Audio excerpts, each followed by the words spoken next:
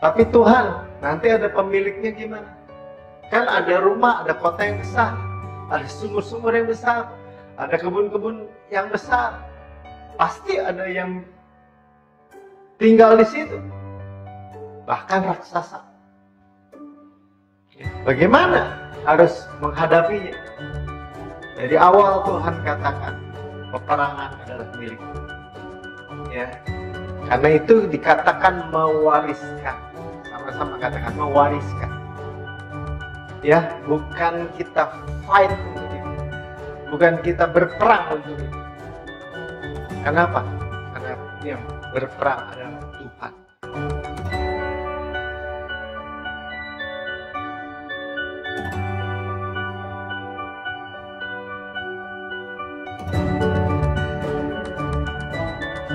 Benar gitu Tuhan menyembuhkan. Benar gitu Tuhan membuat mujizat. Benar gitu Tuhan bisa memberikan kepada kita, dimudahkan lagi. Benar gitu. Wah, Dia yang kaya rela menjadi miskin supaya kita yang miskin menjadi kaya. Kita mempertanyakan. Silakan bertanya, tapi mempertanyakan itu seperti orang-orang Farisi, ahli Taurat, untuk mencari kesalahan Yesus. Tidak akan ditemukan. Ya, menyelidiki negeri itu, benar nggak Tuhan mau kasih? Ya, dan mereka pulang membawa kabar campuran.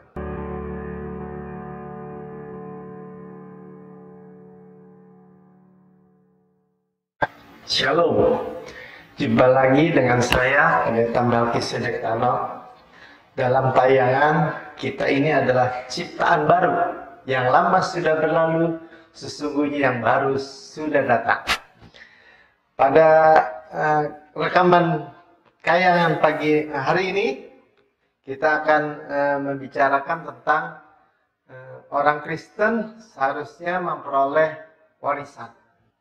Nah, kita akan bicarakan tentang bagaimana orang Israel untuk menerima warisan tanah Kanaan. Siapa yang menerimanya? Tuhan sudah memulai lebih dulu orang Israel di tanah Mesir diperbudak 430 tahun ya, dan mereka mengerang berseru kepada Tuhan. Dan Tuhan mengirimkan hambanya itu Musa ya, dan mengeluarkan mereka. Dan kita tahu bahwa Tuhan bukan hanya mengeluarkan kita dari perbudakan, tetapi dan keleleran di padang gurun, tidak, tetapi direncanakan untuk masuk ke tanah perjanjian, ya, tempat perhentian Tuhan, God's rest, tempat di mana melimpah susu dan anggur, flow with milk and honey, mengalir susu dan anggur, ya, bukan hanya sedikit, bukan hanya terbatas, tapi berlimpah, ya, dan sumber-sumber yang besar, rumah-rumah yang besar, kota-kota yang besar, yang baik isinya semua, kebun-kebun anggur, zaitun, ara, delima, yang tidak orang Israel tanam, tapi mereka memilikinya semua. Bahkan dikatakan batunya mengandung tembaga, gunungnya mengandung besi. Ya, harta karun yang berlimpah-limpah. Dan di dalam perjanjian baru dikatakan harta karun ini dalam bejana tanah liat. Saudara, kita mewarisi itu semua. Ya, Bapa mewarisi itu semua. Dari rumah perbudakan, bukan hanya dilepas begitu saja dari Mesir, kemudian mereka mengembara, wandering, bertanya-tanya, berkeliling-keliling di padang gurun. Bukan, saudara. Tuhan mempunyai rencana mereka masuk tanah perjanjian, tanah Kanaan. Mereka mewarisi. Ya, kalau saya mewarisi dari ayah saya rumah, itu karena status, karena posisi. semua adalah yang mengerjakan ayah saya. Ya. Dan ternyata ya, siapa yang menerimanya? Ya. Siapa yang memperolehnya? Sebagian besar tidak, saudara. Sebagian besar daripada orang Israel yang sebenarnya hanya menerima, tetapi tidak menerimanya. Dan yang menerimanya dikatakan oleh firman Tuhan hanya percaya. Ya. Sekali lagi saya katakan hanya percaya. Itu kualifikasinya. Tuhan katakan masuk dan menduduki negeri itu. Dan hanya Yosua dan Kaleb yang percaya. Ya, pada tayangan kali ini kita akan bicarakan tentang Kaleb. Bagaimana dia tetap percaya kepada Tuhan yang berkata, aku akan memberikan kepadamu tanah yang berlimpah susu dan madu. Aku akan mewariskan kepadamu. Tapi Tuhan, nanti ada pemiliknya gimana? Kan ada rumah, ada kota yang besar, ada sumur-sumur yang besar, ada kebun-kebun yang besar. Pasti ada yang tinggal di situ. Bahkan raksasa.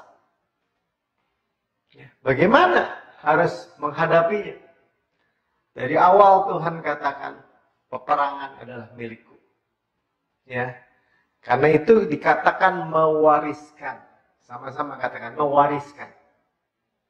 Ya, bukan kita fight untuk itu. Bukan kita berperang untuk itu. Kenapa? Karena yang berperang adalah Tuhan.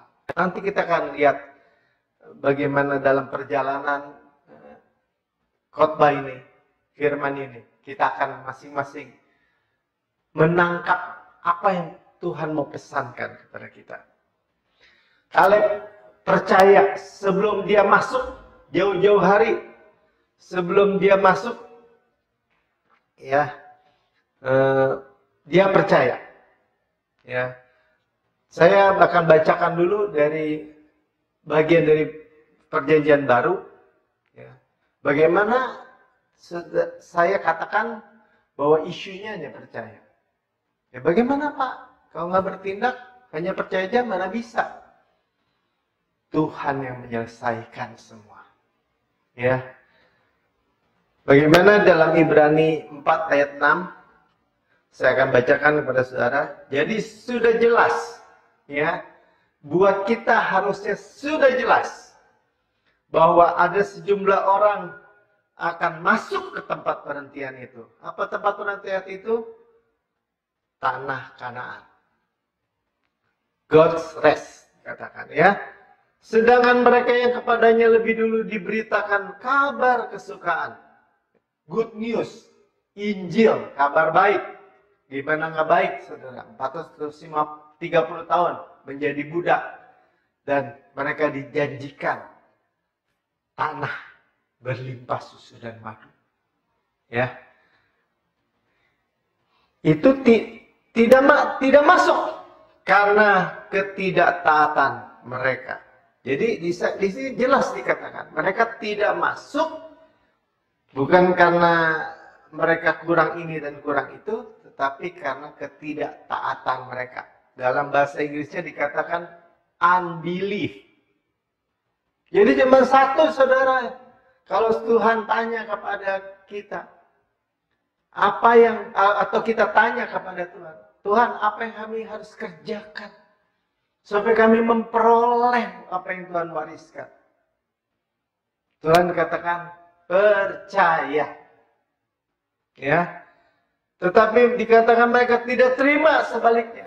Kenapa mereka nggak terima? Karena tidak percaya. Ketika mereka berjalan dari Mesir, ketika mereka keluar dari rumah perbudakan, dari mereka lahir,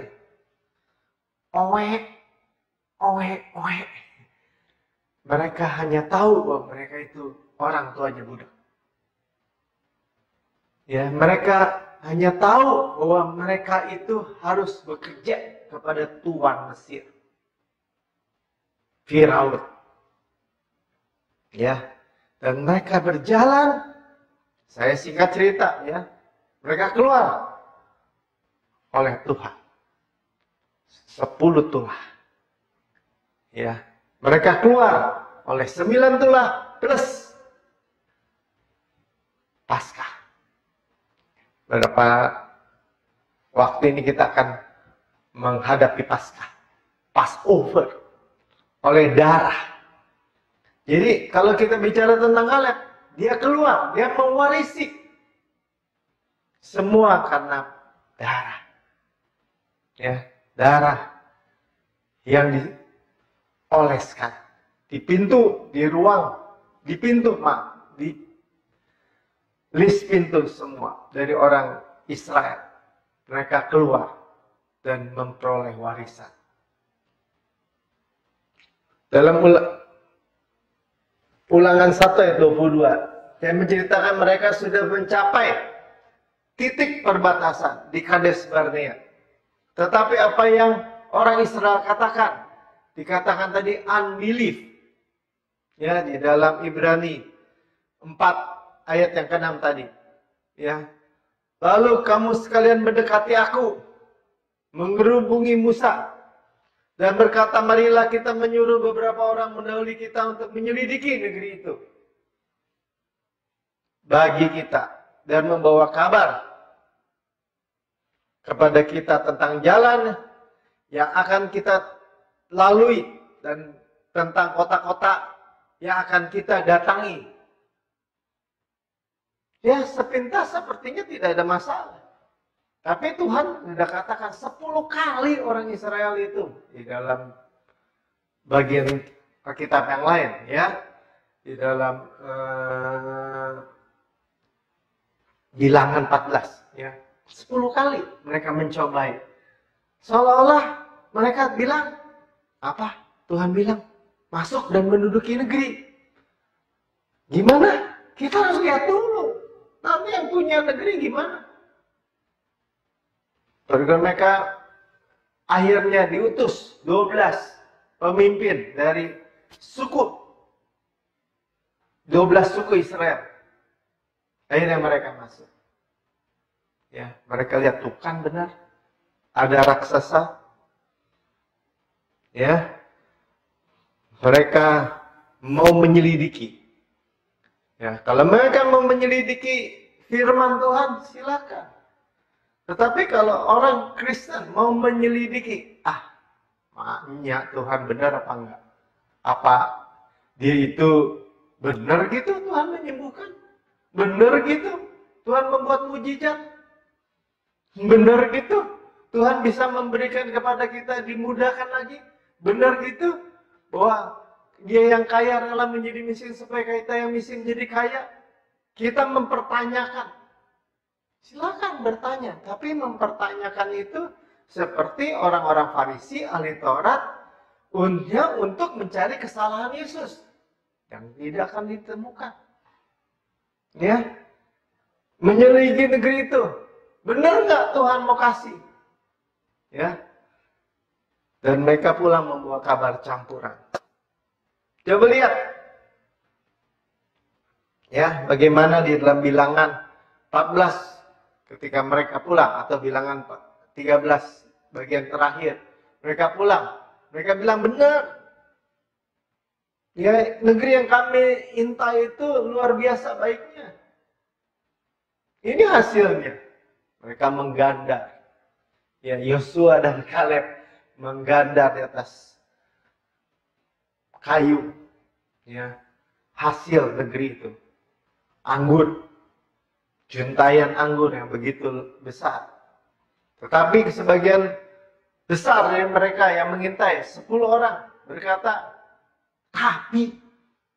Nah, inilah kabar campuran. Ya, mereka dikatakan tadi membawa kabar, supaya dapat bawa kabar. Tapi mereka membawa kabar campuran. Mereka membawa kabar betul, indah, betul, luar biasa. Tapi ada raksasa yang akan memakan kita. Kita ini seperti belalang. Tuhan nggak pernah bilang orang Israel itu seperti belalang. Tuhan selalu bilang orang Israel itu imamat yang rajani, bangsa yang kudus, umat kepunyaan Allah sendiri. Demikian juga kita. Demikian saudara dan saya. Setelah kita lahir baru percaya Yesus, kita adalah imamat yang rajani, bangsa yang kudus, anak Allah. Ya, dia bahkan nggak mengatakan kita hamba, dia katakan kita ini saudaraku, my brother, my son, anak. Ya, kita bahkan dijadikan mempelai. Tetapi banyak orang tidak mau menerima itu. Ah, mana ada Pak? Semua juga mau. Mau, tetapi perkataannya kemudian bertentangan dengan apa yang dia mau. Ya, coba lihat bagaimana ketika mereka kembali. Ya, Bilangan 14 ayat 6, saya bacakan buat saudara. Tetapi Yosua bin Nun dan Kaleb bin Yefun, yang termasuk orang-orang yang mengintai negeri itu, hanya dua. Yosua bin Nun dan Kaleb bin Yefun. Ya, Kaleb kepalanya Yehuda pada waktu itu, mengoyakkan pakaiannya. Dan ayat 7 katakan, dan berkata kepada segenap umat Israel, negeri yang kami lalui untuk diintai itu adalah luar biasa baiknya. Sama kan? Luar biasa baiknya. Good news, kabar baik. Alkitab, janji Tuhan, luar biasa baiknya. Betul? Saya percaya, kita percaya, luar biasa baiknya. Ya. Ayat 8, jika Tuhan berkenan kepada kita. Kenapa Tuhan berkenan kepada kita sekarang di perjanjian baru? Ya, Tuhan sudah berikan Yesus. Kita adalah kebenaran Allah di dalam Kristus. Darahnya, tubuhnya diserahkan bagi kita. Darahnya dicurahkan bagi kita. Itu membuat kita kudus, berkenan kepada Allah. Maka Ia, Tuhan, akan membawa kita masuk. Ya, kembali lagi. Dia ingat bahwa Tuhan katakan, masuk. Go in and possess the land. Dan miliki negeri itu. Duduki negeri itu. Ya, membawa masuk ke negeri itu. Dan akan memberikan kepada kita. Dan akan memberikannya kepada kita. Give. Diwariskan. Suatu negeri yang berlimpah-limpah susu dan madunya. Berlimpah-limpah ini flow with milk and honey. Kita nggak berkekurangan apapun. Kalau mereka di padang gurun, mereka terima mana setiap hari. Ya, setiap pagi turun mana, mereka makan. Mana itu habis. Nggak boleh disimpan, sudah. Kalau disimpan, besoknya berulat. Mereka harus tunggu, percaya, lihat. Tuhan buat itu supaya mereka belajar percaya bahwa besok ada lagi. Pagi besok ada lagi. 40 tahun. Tetapi mereka nggak bisa menabung. Tetapi ketika mereka dibawa masuk ke tanah God's rest itu tadi, tempat tanah perhentian, tanah perjanjian, mereka itu memperoleh hasil yang berlimpah-limpah. Mereka mulai bisa menabung. Mereka berkelimpahan. Madu dan anggurnya itu mengalir, dikatakan. Flow, milk and honey. Berarti apa? Berarti sapinya besar-besar. Padang rumputnya hijau, permai. Buat makanan sapi. Susunya banyak. Entah sapi, entah onta, entah domba. Yang menghasilkan susu. Sampai mengalir begitu limpahnya. Dan madunya. Ya, berlimpah susu dan madunya. Berarti bunga-bunganya banyak. Tanahnya indah, permai. Ya, ada lebahnya yang akan menghasilkan madu. Nanti kita akan lihat lebah ini buat apa. Mungkin akan di khotbah yang berikutnya.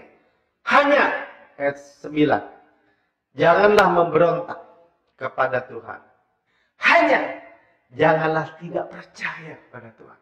Memberontak itu tidak percaya, itu memberontak.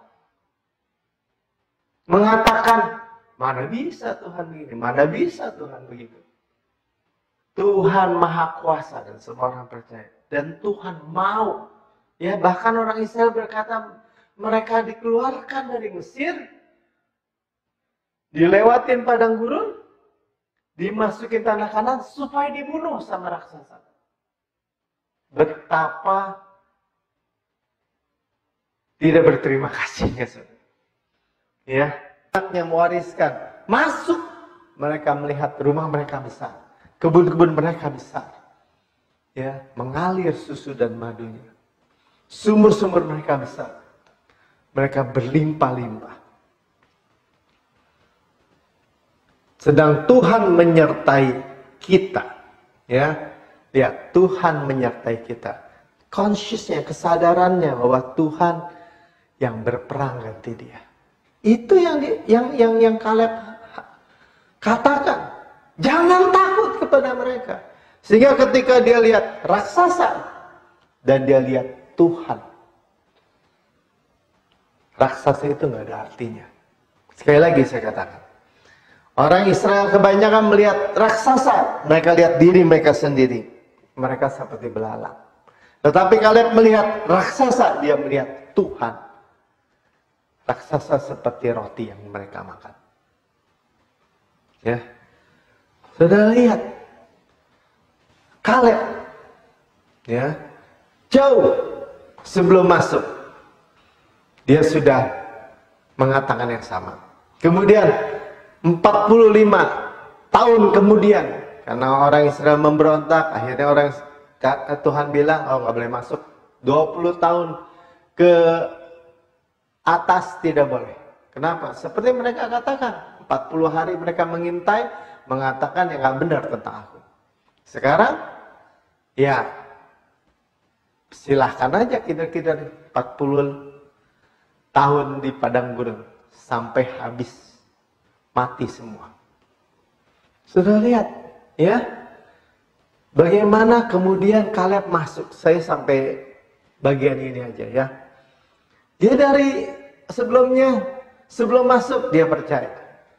Di perjalanan harus ikut muter-muter, berkelana di padang gurun karena kesalahan sebagian besar orang Israel. Karena Tuhan mau bangkitkan generasi yang baru, 20 tahun ke bawah tetap hidup bersama Kaleb. Ya, yang akhirnya 85 tahun. Yang tetap sama kuat. Ya. Mungkin di dalam perjalanan, dalam tahun pertama, tahun kedua, orang-orang bilang gini, Kaleb, sama aja kan kamu sama saya, sama kita nih, sama-sama keliling. Mana mewarisi? Mana mewarisi? Buktinya sama aja. Sama aja kan kamu dan keluarga kamu makan mana? Sama aja kan sama kita. Mana? Mungkin dia masih diejek, tetapi dia tetap berkata, saya pasti mewarisi. Nanti juga keburu tua, kemudian setelah 10 tahun, setelah 20 tahun, setelah 30 tahun, mungkin dia berumur 70 tahun. Mana? Kamu juga udah tua tuh. Tapi mereka juga bilang, tapi si Kaleb nggak kelihatan tua ya. Si Kaleb tetap muda. Ya. Oleh karena itu, ketika dia masuk, dia tetap percaya. Saya bacakan dalam Yosua 14 ayat 6. Bani Yehuda datang menghadap Yosua di Gilgal. Pada waktu itu berkatalah Kaleb bin Yefune, orang Kenas itu kepadanya, engkau tahu firman yang diucapkan Tuhan kepada Musa abdi Allah itu tentang aku dan tentang engkau di Kades Barnea. Dia masih memperkatakan terus janji 45 tahun, 40 tahun berkeliling, 5 tahun kemudian masuk dan perang sampai dia melihat tanah yang dia mau. Yaitu Hebron, di mana tempat raksasa yang paling besar, yaitu orang Enak. Ya, aku berumur 40 tahun, dan ketika aku disuruh Musa, hamba Tuhan itu, dari Kades Barnea, perbatasan, untuk mengintai negeri ini, dan aku pulang membawa kabar yang sejujur-jujurnya. Lihat, gospel, kabar baik, good news. adalah kabar yang jujur. Ya, Kaleb meminta Hebron, kampungnya raksasa, orang enak. Ya, saudara lihat ya bahwa semua orang Israel yang seumur dengan dia atau yang seangkatan dengan dia itu mati. Ya, coba kita lihat ya Bilangan 14 ayat 32. Tetapi mengenai kamu, bangkai-bangkaimu akan berhantaran di padang gurun ini. Anak-anakmu akan mengembara sebagai pengembara di padang gurun 40 tahun lamanya, dan akan menanggung akibat dari ketidaksetiaan, dari unbelief. Ya, 10 kali mencobai aku, kata Tuhan di ayat sebelumnya, sampai bangkai-bangkaimu habis di padang gurun. Sudah lihat ya betapa berbeda. Kita menjadi orang Kristen mungkin sama, lahir baru, penuh dengan Roh Kudus, berbahasa roh dan sebagainya. Tetapi mengenai percaya, iman, ya, jangan sampai ada orang-orang Kristen dikatakan bahwa dia lahir baru, dia percaya Yesus, tapi dia percaya apa? Dia percaya bahwa keselamatan yang bisa hilang. Ini sangat berbahaya, saudara. Keselamatan itu soteria, sozo, komplit, perlindungan, pemeliharaan, kesehatan, kemakmuran, keluarga, proteksi Tuhan. Kalau dikatakan bisa hilang, bahkan orang percaya bisa hilang nanti kelak ketika pulang ke surga. Kabar campuran. Seolah-olah Tuhan katakan, setelah kamu saya tebus, kamu saya bunuh lagi. Itu yang membuat kenapa orang Kristen tidak berbeda dengan orang dunia. Tetapi kita, ya, kita believe, percaya. Mari kita berdoa. Bapak, terima kasih. Kami sudah mendengar sebagian dari firman. Kami akan melihat Tuhan, bahwa janji Tuhan kepada Abraham, yaitu mewarisi tanah yang berlimpah susu dan madu. Kami di bawah kasih karunia, kami di dalam Yesus juga menerima janji berkat Abraham itu. Bahkan kami mewarisi dunia, di mana kemakmuran dan kesehatan di dalamnya, sebagai janji yang lebih rendah. Dan kami memilikinya di dalam Yesus yang sudah membayar dengan lunas. Dan kami tahu Tuhan, kami hanya memilikinya. Kami hanya masuk dan menduduki negeri yang Tuhan berikan itu hanya karena percaya. Karena Tuhan sudah bayar lunas. Tuhan sudah serahkan, Bapa sudah serahkan anaknya. Digantung di kayu salib. Tercurah darahnya. Disiksa, ditelanjangi untuk membayar semua, melunasi semua, bahkan overpayment bagi kami untuk memiliki tanah yang berlimpah susu dan madu itu. Terima kasih Bapak. Ya, semua orang yang mendengar, iman yang bangkit dan percaya bahwa keselamatan mereka kekal. Mereka bukan hanya memperoleh kelak di surga, tetapi di bumi ini sebagai orang-orang yang berkuasa dalam hidup. Di dalam nama Tuhan Yesus, amin.